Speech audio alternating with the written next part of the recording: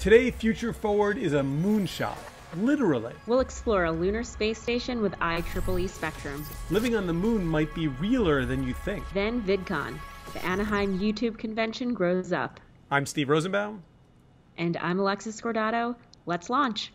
And yeah, by the way, let's launch, which is our tagline, of course, particularly appropriate for this podcast because we are going to, Glenn Zorpette is going to take us to the moon. And, you know, I know space travel geeks, but like most of them, I'm on a scale of 1 to 10 or like a 9, and Glenn's like a 14.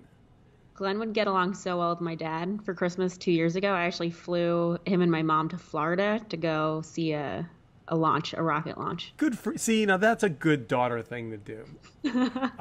By the way, podcast listeners, we love when you comment and when you like and when you share and when you vote. Really helps us to grow our visibility. The numbers keep going up week after week, which is awesome. And I did learn something interesting about the iTunes Connect podcast data when I was looking at the data on our podcast distribution platform, and then I was looking at it on Apple, and the numbers were different. And I researched it. Apple only registers listens on Apple devices. Boo! I'm like, really? Anyway, all right. So let's bring in Glenn, our friend from IEEE, and we're going to talk about space travel to the moon. So I have to start by admitting that I've always thought about Mars travel, but I don't think I ever thought about the moon. And I don't know why that is. But Glenn, we've got a couple of different IEEE Spectrum articles to look at, and we're going to talk about the moon. And let's start with this fabulous headline: NASA's Lunar Space Station is a great/terrible idea. Yeah, so, you know, as some of your viewers may know, NASA has a formal plan for going back to the moon. And the idea now is not to just go back for some strolls and to hit a few golf balls, but to really go back, to establish permanent habitats that would enable humankind to have a permanent presence on the moon's surface. There are a lot of things that you would want to do, science, astronomy, and other things. You would need a long-term presence. But you can't really do anything if you just pop in for a stroll and go home. So, and it doesn't make sense because of the amount of money it costs to get to the moon. So, I mean, we've been there and done that. So the thinking now is that you would set up a long-term presence. NASA has a very detailed plan for doing this. It's called Artemis, and it depends on something called a gateway. And a gateway, or NASA calls it the gateway. The gateway is a space station, not unlike the ISS, which orbits the Earth, that would be put into orbit around the moon. And this would act as a way station to get to the moon's surface for the astronauts and for what would follow, which is this whole extended procedure in which tons and tons of equipment would have to get to the moon's surface in order to start building habitats and building what you need to sustain human life there. So it's a very controversial plan. As you know, when we went to the moon 50 years ago, they went directly to low lunar orbit. So there was an orbiter there, and 2 astronauts left the orbiter while a 3rd stayed in the orbiter, and 2 went to the surface, and they went back to this other orbiter. And then they returned to the Earth.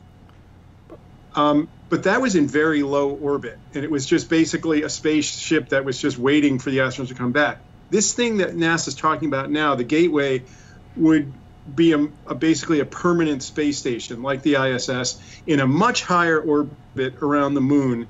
And so the trip to the moon would be a 2-part trip, from the Earth to the Gateway, and then from the Gateway to the lunar surface. So it's very controversial. Pause 1 second. Before we get further into geekdom, I want to just do a check-in with Alexa and I about where our mutual space travel experiences have led us. Because I have a good story, and I might actually win this round. Alexa often wins the geekdom rounds. But Alexa, are you a space geek? I am so far from being a space geek. I couldn't even be convinced to live in Brooklyn for more than a decade. So getting me onto another planet or a moon is definitely another question. So I have a confession to make. I am, of the three of us on this podcast, and maybe of all of our listeners, and maybe even a bigger community than that, I bet I'm the only person you know who's been in zero gravity. No, What? I have. Yeah, did you? Wait, you guys did the plane thing? You did the plane? Yes, I did. Ah, you're the only person I know. Good. There you go. Yeah. Did you like it? I loved it. Yeah. I honestly, it was one of my favorite days in my life. It was. So how does that cost? Like, how much does that cost? And is there a wait list? Like, how accessible is that experience? If you have to ask. Yeah, so I went as part of a group of people to a birthday party celebration of a person whose name I won't throw around, but I don't think it was cheap. But I brought a video camera with me, and I set it out in front of me, and I let it float there, and I made video, which maybe I'll dig up and put on the video version of the podcast if I can find it. All right, so the other question, now that we know that, is how many of the three of us have seen the latest Apollo 11 documentary? The new one. I'm ashamed to admit I haven't, but it's very high on my list. So that I get a little, so good. So You get the gold star. Yeah, it's spectacular. And maybe the thing that's for people listening to the podcast, the thing that's the most surprising about it is you just forget how unbelievably low tech the world was 50 years ago. I mean, literally, it was which is why all of a sudden this idea of going to the moon and living there doesn't seem quite so crazy when you realize we got there and landed on essentially what was a tin can with a bunch of fuel strapped to it. I mean, yeah. Yeah, in the 1960s, integrated circuits had just been invented. If you look close in some of those old Apollo things, you can see things like Nixie tubes as numerical displays because they didn't have LEDs.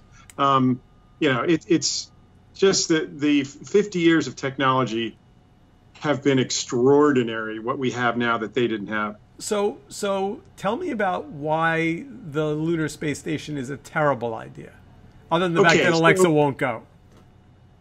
And by the way, one former NASA administrator is on the record calling the Artemis/Gateway plan stupid. So, NASA administrators aren't really known for blunt speaking like that. So that was really extraordinary when that comment was made. So you've got this space station in a high lunar orbit, and it's your way station. You go there, and then you go from there to the moon. It's regarded by some analysts as another point of vulnerability. You've got this other thing there, this other big, giant, complicated piece of equipment orbiting the moon, and it has to work. So it's another thing, docking with it, leaving it, getting back to it, all the life support within it, all these things have to work. So it's this huge, complicated thing that you're insinuating into the system that has to work.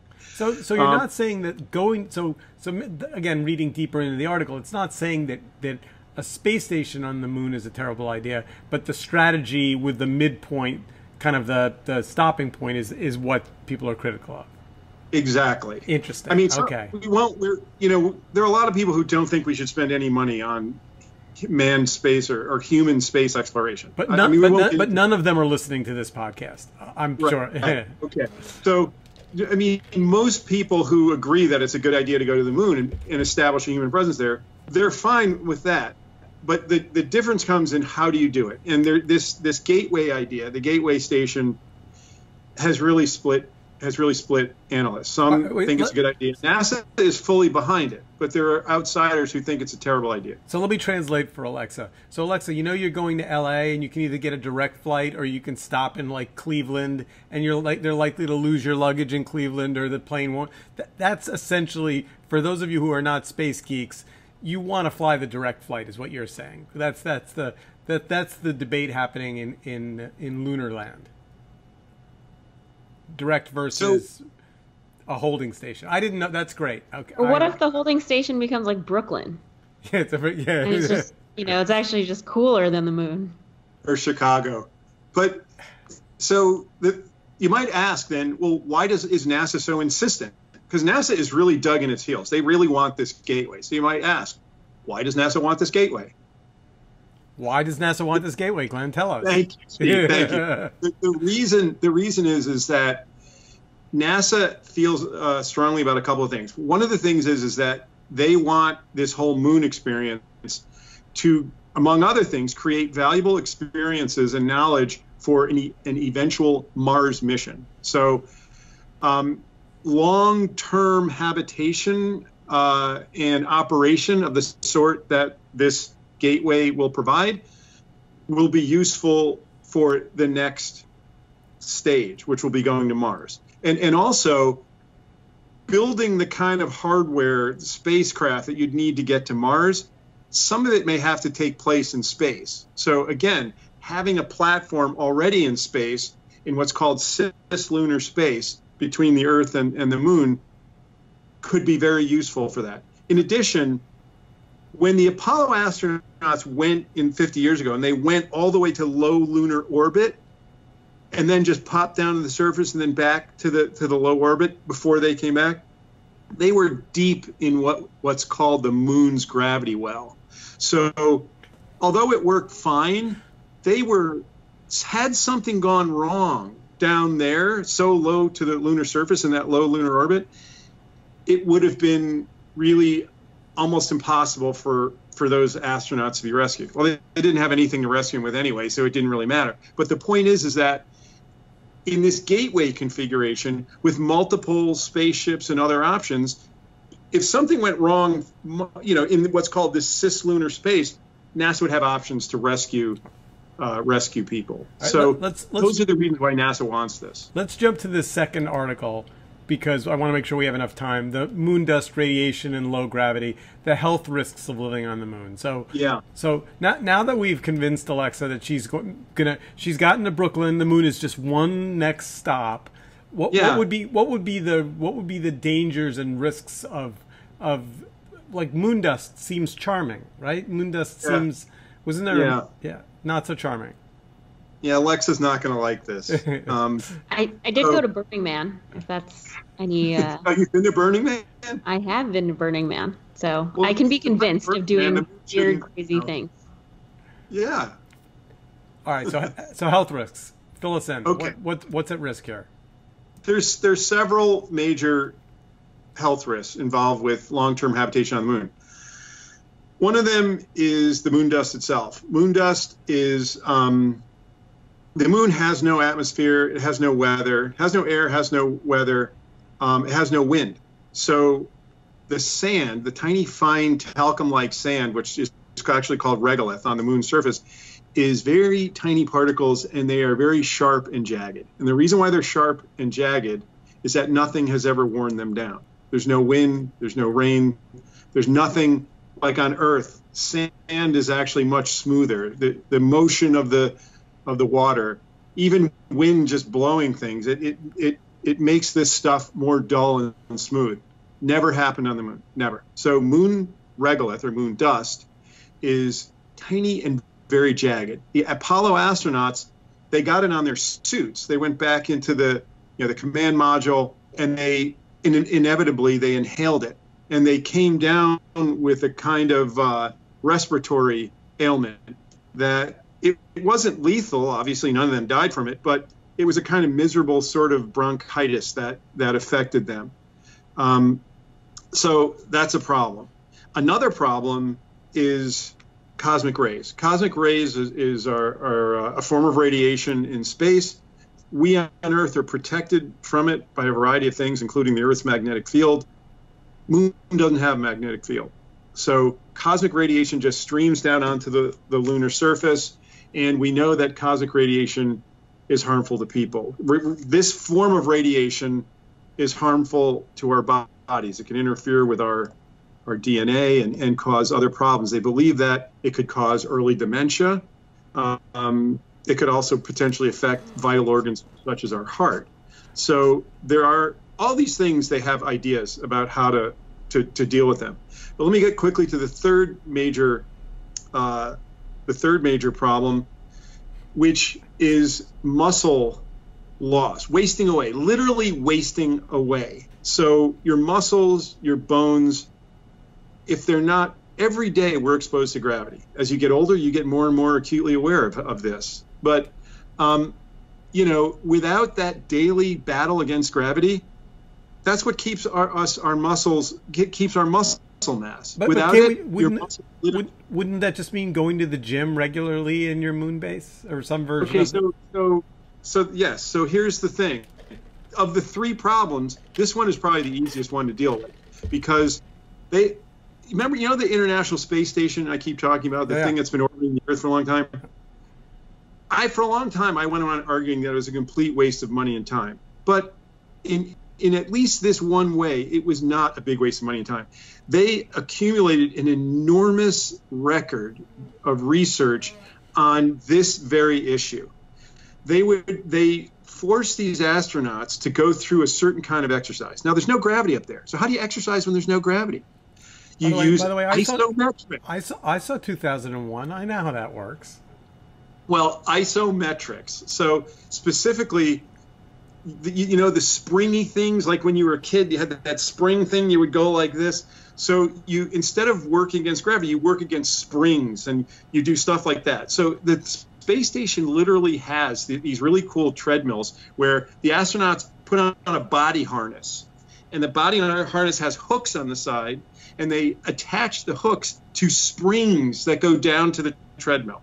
So this whole harness pulls you down onto the treadmill where you can walk and jog and do all this sort of stuff. And they have similar spring arrangements that let you do other things, like Nautilus type things, but with springs.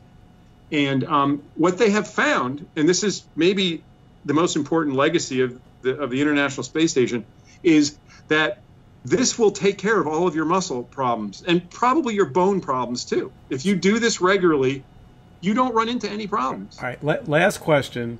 I'm gonna spring this on you. We didn't prep this answer, so you know, the phone rings. NASA's they're gonna go, and they want to send a journalist, and they're looking for somebody who understands science and understands technology, and they pick you, and they call up and they say, "All right, Glenn, you've been picked. You're going to be on the first trip to spend some significant amount of time on the moon." Do you go? Oh, absolutely. Totally. Yeah. Yeah. No. Different than Mars, right? Because Mars has all kinds of creepy, you have to go under and sleep, and there's all that sci-fi stuff. Well, Mars would take a year and a half or so to get there, and a year and a half to come back. Yeah, that's a road trip. Yeah. Yeah. Well, it's an enormous undertaking. The moon is days, and you're there. So, I mean, I don't mind a long trip if there's, you know, lots of books to read and music to listen to. But this is the first step of humankind's migration off this planet. It is. I mean, I believe that. I don't know when it's going to happen, but I believe that someday humans are going to become this multiplanetary species.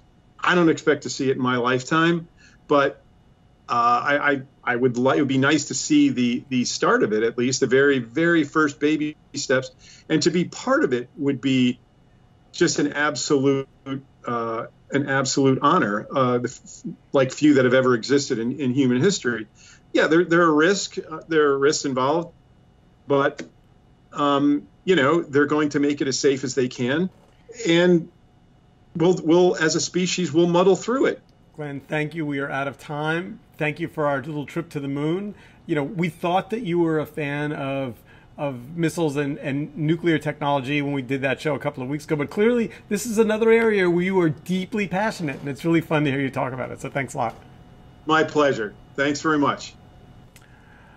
So Alexa, I did not mean to spring on you the moon landing, and now I feel a little bad because for you Brooklyn is a journey, and you're still all good. By the way, there's oxygen in Brooklyn, right? There's oxygen in Brooklyn. All right, and hipsters. And hipsters, yes. All right, so let's get to VidCon. So the first question is, have you ever been? I haven't, and I'm surprised you're not there. I thought you would be. So I went a couple of times. I was on a couple of panels. It's hard to describe if you haven't been. It's literally like inhaling the YouTube world in great, big, extraordinary breaths. It's unlike anything I've ever been to. And Anaheim is compared Anaheim. to like South by Southwest in terms of size, intensity, content. So South by Southwest is on a scale of 1 to 10, which seems to be my number today. It's a 9, and VidCon's like a 14. It's just like, wow. It's part of it is it's a fan event.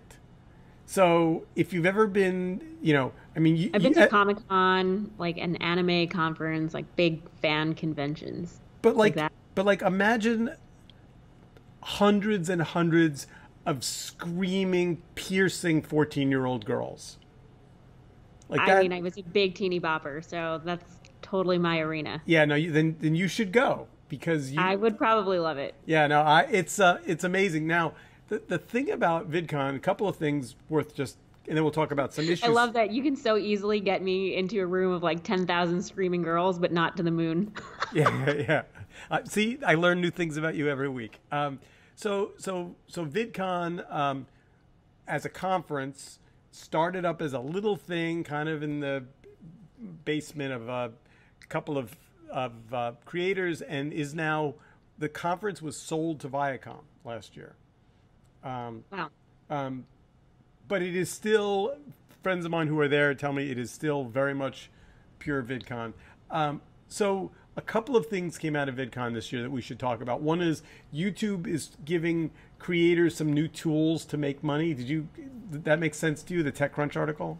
It did. It just kind of blew my mind because I didn't realize that there were already these products out there. And so what was announced in terms of stickers and merchandise, I was kind of blown away by the ecosystem, the economy of making money within YouTube. Here's the thing I don't get, and this is just going to make me sound crotchety, but I can be that sometimes. Like, I don't get how kids have that much disposable cash that they can be buying, virtual goods. I mean, they do, though, in the sense that this is the equivalent of when I was in middle school, I would get $5 on my way to Girl Scouts or choir practice, and I'd stop by the local bodega and buy, Chupa Chup lollipops.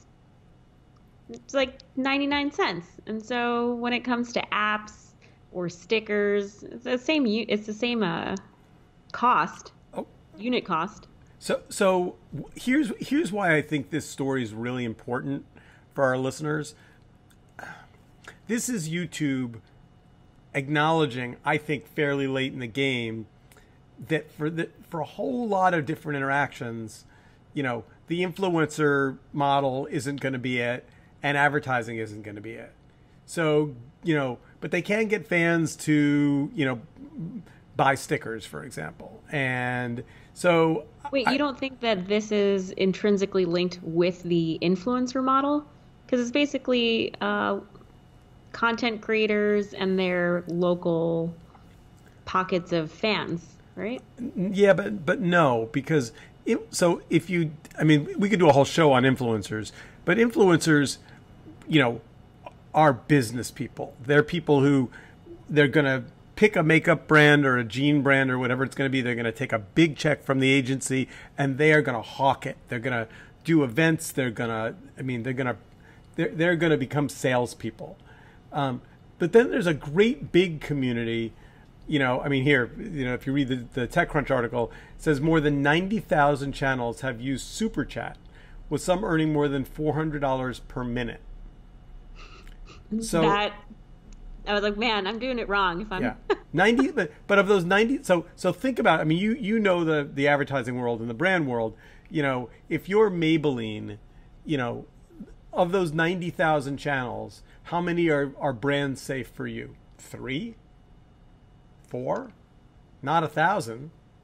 Definitely not 1,000. Right. But It's analogous though to search. So everyone tries to optimize for the top, say, 5 search results in Google, but there's also this strategy around what they call long tail keywords. Yep. Basically searches that are not they don't have as much volume around them. I think YouTube channels work the same way, where you probably have 20% of influencers slash content creators making the most money, but it doesn't mean that the long tail and those, tens of thousands of channels aren't raking in.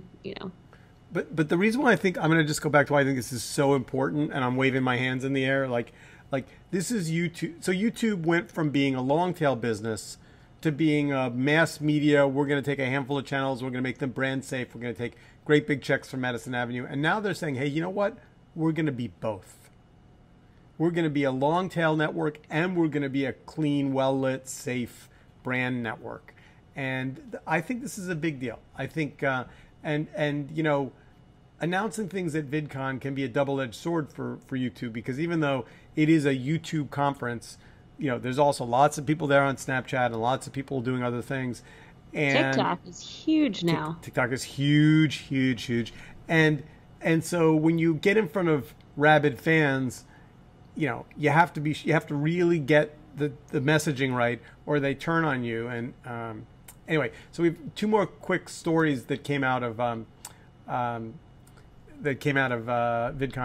YouTube drafting creator-on-creator harassment rules after the Steve Crowder incident. I confess I did not know the Steve Crowder incident. Maybe I'm not YouTube geeky enough, but that's, they have real internal community drama that they need to manage all the time. Yeah, the Steve Crowder incident was not the first incident where, YouTube had to deal with people wanting to come down on a content creator. And then this also came up with other, I'm trying to think of examples, but there's no outcome of this, so they just announced it. So Neil Mohan from YouTube was there, and he said it's a safe assumption that incidents like this would fall under the new policies, which as well as more internal community drama that leads to hurtful videos and amasses worldwide attention. Yeah, that's do you think there are some days if you work at YouTube that you just come in and you look at your inbox or your text messages and go, it's going to be one of those days. It's just going to be just a smoking hole in the ground mess day. Yeah. Yeah, but I think we talked about this, not on the podcast, but the New York Times article about YouTube's CEO. Yeah. And just how every single day it's just a tough job. You're kind of trying to use your moral compass to make these calls. The way I read into this creator-on-creator harassment article, it's almost like coupled with the make money one. It's kind of like lip service. Yeah, a little bit. All right, last thing that came out of VidCon, just because we spent so much time on the moon. This is from CNET. Deep fakes freak out YouTubers. VidCon offers a way to prepare. I had no idea what deep fakes were. Did you? Oh yeah. Oh, ooh, I love when you know something. Yeah, deep fakes is a thing. Deep fakes. New York Media Lab did a whole conference about deep fakes. Okay, so explain what deep fakes are for people who don't know, like me. Deep fakes are deeply successful videos if I had enough hours of video of Alexa talking, I could literally feed it into technology, and I could write words and it would say them in your voice with your face. Oh, weird. And this is so right now it's only done with people that have a lot of video out on the web. So like, for example, Barack Obama, there's a whole deep fake collection of Barack Obama saying things that he would never say. But it's not 100% believable, but it's 99% believable.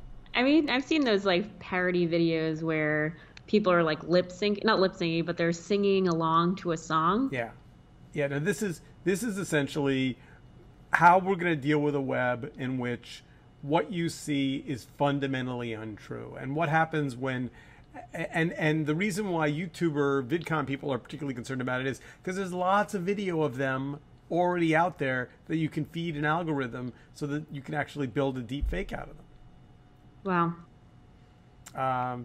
So it was the Nancy Pelosi video on Facebook. Was that an example of a deep fake, or that's just no? That was just editing. Yeah, that was just editing. They just slowed it down. No, a deep fake would literally be your face saying, I'm selling my left toe to the first, like making up something that would create an auction around something that's completely fictitious, and you'd have to then go out and say, wait, I didn't say that. You know, I mean, it essentially is the end of seeing is believing. It's literally the end of that. And, you know, you could argue that in the still photo world, you know, there's been a whole issue with models, you know, with people going into Photoshop and screwing with their body and their color of their skin and other things. But this is really different. I mean, the idea that you can watch a video and it is fundamentally untrue is pretty disturbing. And the fact that it came up at VidCon I thought was fascinating. I would not have expected that at all. Yeah. All right, so we are out of time. We went to the moon. We went to VidCon. Alexa, for those of you keeping score at home, will not go to the moon, but she will go to VidCon next year. By the way, I've never been to Burning Man. Well, we should next year. We should go to the conference that we said we were going to go to, the camp one, the Open Web. Yeah. Well, could have gone this year. All right, we are out of time. Bye, Alexa. See you next week. See ya.